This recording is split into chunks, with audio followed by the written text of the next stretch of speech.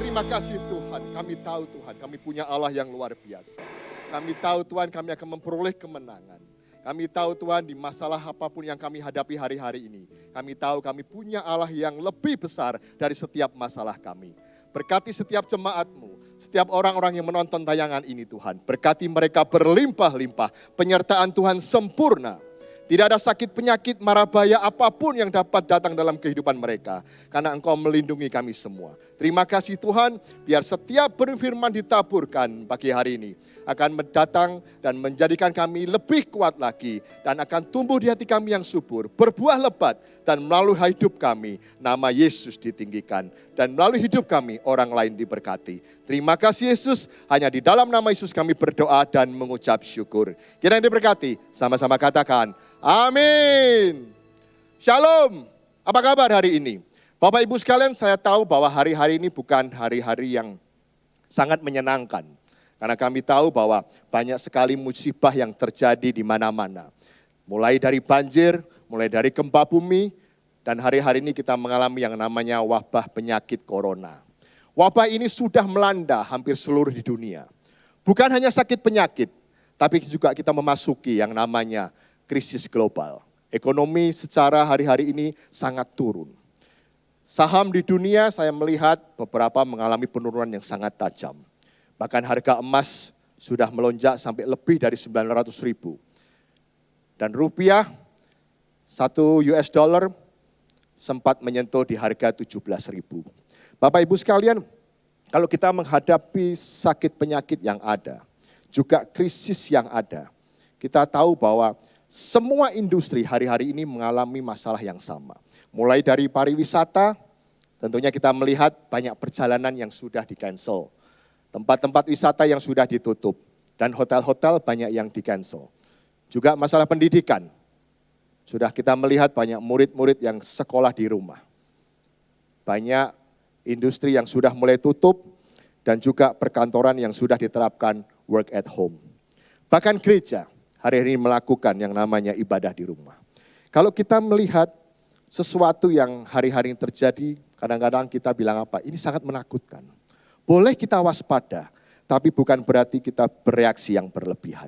Bapak Ibu sekalian, kita melihat banyak orang yang membeli barang-barang secara berlebihan hari-hari ini. Beberapa tempat yang saya lihat, banyak barang-barang yang sudah mulai kosong. Seperti tisu, hand sanitizing, lalu juga kita melihat bahwa sembako, vitamin-vitamin sudah mulai orang borong karena mereka takut akan masa depan. Bapak Ibu sekalian, kalau kita boleh melihat di Filipi 2 ayat keempat dikatakan demikian. Janganlah tiap-tiap orang hanya memperhatikan kepentingannya sendiri, tapi kepentingan orang lain juga. Artinya Bapak Ibu sekalian, di hari-hari seperti ini kita harus mengerti bahwa ada orang lain yang membutuhkan. Bukan hanya kita, mungkin kita diberkati dengan uang yang berlimpah sehingga kita bisa membeli sesuatu dengan jumlah yang sangat banyak. Tapi kita melihat beberapa dari saudara-saudara kita yang hanya mendapatkan uang untuk hari itu, tentunya hal ini tidak akan bisa mereka lakukan. Dan kalau kita melihat dari ayat ini, hari-hari ini kita akan melihat karakter orang sebenarnya. Apakah orang ini memperhatikan orang lain? Tapi hanya mereka memperhatikan dirinya sendiri. Bapak Ibu sekalian, ayo mulai hari ini kita boleh mengerti bahwa setiap masalah yang kita hadapin, kita sebagai anak-anak Tuhan punya satu kunci, yaitu tetap untuk mengucap syukur. Di 1 Tesalonika 5 ayat 18 dikatakan demikian, mengucap syukurlah dalam segala hal. Di sini dikatakan apa? Segala hal, bukan pada waktu hanya engkau diberkati. Tapi pada waktu hari-hari seperti ini, musibah corona di mana-mana, kita tetap belajar untuk mengucap syukur. Sebab itulah yang dikehendaki Allah dalam Kristus Yesus bagi kamu. Bapak Ibu sekalian, kalau kita mengalami masalah hari-hari ini, kita tetap sebagai orang Kristen harus mengucapkan hal yang baik. Harus mengucapkan hal yang positif. Harus mengucapkan hal-hal yang membangun. Bukan hal-hal yang malah menakutkan. Kayak melihat Bapak Ibu sekalian, saya tahu bahwa banyak sekali orang yang susah sekali mengucap syukur. Kenapa? Karena melihat kondisi dunia hari-hari ini. Tapi Tuhan katakan apa? Di dalam segala hal, engkau harus tetap mengucap syukur. Katakan hal-hal yang positif. Anakku sehat, keluargaku baik, ekonomiku akan pulih. Dan aku tahu bisnisku akan bisa melampaui segala sesuatu. Bapak Ibu sekalian, katakan hal yang positif, bukan yang negatif. Sudah banyak sekali kita lihat dari handphone kita bahwa hal-hal yang negatif. Setiap hari kita dimasukin berita-berita mengenai semakin banyak yang terjangkit. Semakin banyak yang harus masuk dalam rumah sakit. Beberapa hari yang lalu saya melihat beberapa memberitakan soal kematian. Hal itu semakin hari semakin menakutkan. Dan ini yang membuat anak-anak Tuhan mulai goyah imannya. Bapak Ibu sekalian, kalau kita melihat, kita punya Tuhan yang jauh lebih besar dari masalah kita. Bagaimana sikap kita sebagai anak-anak Tuhan dalam kondisi seperti ini? Mari kita lihat kisah dari Paulus dan Silas. Di Kisah Para Rasul 16 ayat 24 sampai 26. Demikian bunyinya. Sesuai dengan perintah itu, kepala penjara memasukkan mereka ke ruang penjara yang paling tengah dan membelenggu kaki mereka dalam pasungan yang kuat. Tetapi kira-kira tengah malam, Paulus dan Silas berdoa dan menyanyikan puji-pujian kepada Allah. Dan orang-orang hukuman lain mendengarkan mereka. Ayat yang ke-26. Akan tetapi terjadilah gempa bumi yang hebat. Sehingga sendi-sendi penjara itu goyah. Dan seketika itu juga terbukalah semua pintu. Dan terlepaslah belenggu mereka. Apa yang dialami Paulus dan Silas hari itu? Mereka mengalami aniaya, karena mereka mempertahankan imannya, karena mereka melakukan apa yang Tuhan kehendaki. Tapi yang saya bisa belajar dari kisah dua orang ini adalah bagaimana mereka menyikapi setiap persoalan yang mereka hadapi. Di ayat 24 dikatakan apa? Dalam penjara menggambarkan suasana yang susah. Dalam penjara menggambarkan suasana yang sulit. Bapak Ibu sekalian, terlebih mereka dalam kondisi yang terbelenggu. Saya enggak tahu apa yang menjadi masalahmu hari-hari ini. Mungkin engkau terbelenggu oleh dosa. Mungkin engkau terbelenggu oleh kemiskinan. Engkau terbelenggu oleh sakit penyakit. Atau mungkin engkau terbelenggu oleh roh ketakutan hari-hari ini. Takut merasa, wah bagaimana kalau saya mengalami yang namanya terjangkit penyakit corona. Berdoa supaya engkau tidak terjangkit. Kalau engkau hari-hari ini sudah mengalami, berdoa untuk engkau kesembuhan. Bapak Ibu sekalian, jangan pernah takut. Paulus dan Silas mengalami masa yang susah. Tapi di ayat 25 kita katakan, dalam keadaan tengah malam, tentunya keadaan yang sangat sulit. Tapi Paulus dan Silas melakukan 3 hal yang berkenan di hadapan Tuhan. Yang pertama, Paulus dan Silas tetap berdoa. Bapak Ibu sekalian, di dalam kehidupan kita sebagai orang Kristen harus ada doa, pujian, dan penyembahan. Dalam kondisi seperti ini, kita harus terus mengandalkan Tuhan dalam hidup ini. Bukan mengandalkan kekuatan sendiri. Perlu kerendahan hati untuk kita meminta pertolongan akan Tuhan. Terus berdoa sampai perkenanan Tuhan itu turun. Karena dengan doa akan menguatkan iman kita dan meningkatkan daya tahan tubuh kita untuk menghadapi masa-masa yang akan datang. Dan yang kedua, apa yang Paulus Silas lakukan? Mereka menyanyikan puji-pujian kepada Allah. Artinya apa? Mengucap syukur. Ada puji-pujian yang selalu dinaikkan. Saya tahu kondisi waktu itu sangat sulit bagi mereka untuk mengucap syukur. Tapi mereka tetap mengucap syukur dengan menaikkan puji-pujian. Sangat mudah kalau kita mengucap syukur. Puji-pujian kepada Allah kalau dalam kondisi yang baik. Tapi hari-hari ini Tuhan mau melihat bagaimana hati kita. Dalam kondisi yang susah, kita terus mengucap syukur. Ada nyanyian yang diucapkan, ada roh yang menyala-nyala, dan jangan terus kita membuat padam. Karena hadirat Tuhan, terus kita undang, dan kita terus bisa menjadi kuat untuk menghadapi setiap masalah hari-hari ke depan. Dan yang ketiga, dikatakan apa? Orang-orang hukuman lainnya mendengarkan dia. Artinya apa? Hidup Paulus dan Silas tetap menjadi terang dan saksi buat orang banyak. Walaupun mereka dalam kondisi yang sulit, mereka dalam kondisi di penjara, tapi mereka tidak kehilangan sukacita. Mereka tidak kehilangan yang namanya damai sejahtera. Mereka tidak kehilangan yang namanya pengharapan. Kalau orang lain boleh mendengar tentang pujian dan doa, saya bisa mengerti apa yang mereka doakan dan mereka pujikan bukan dalam hati, tapi bersuara dengan lantang. Biar orang lain melihat bahwa anak Tuhan ada perbedaan. Anak Tuhan akan diberkati. Tetap menjadi saksi Tuhan walaupun dalam kondisi yang kurang menyenangkan. Biar melalui hidup kita, nama Yesus ditinggikan. Bantu orang lain yang membutuhkan. Saya tahu kita juga mengalami hal yang sama. Tapi bukan menjadi alasan untuk kita tidak bisa membantu orang lain. Kalau kita diberkati lebih, berikan kepada orang-orang yang membutuhkan. Biar ada terang dalam Kristus, karena ada Yesus dalam hidupmu. Untuk menjadi terang, jangan bersebarkan berita-berita yang menakutkan. Kalau saya melihat banyak orang-orang yang menyebarkan berita-berita dalam WA-nya, dalam handphonenya, yang apa? Membuat orang merasa takut. Merasa tidak punya pengharapan. Mulai hari ini, kita menjadi terang buat orang lain. Sebarkan berita-berita yang menyenangkan. Berita-berita yang menguatkan.